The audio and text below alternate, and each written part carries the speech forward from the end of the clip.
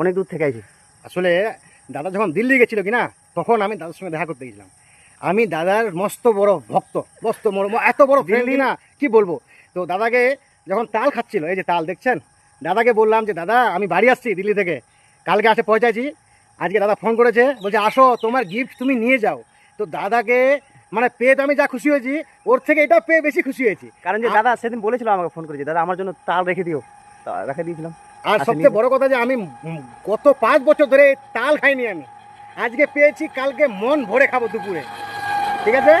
আর দাদাকে বেশি বেশি করে ফলো করবেন, আর লাইক করবেন, কমেন্ট করবেন।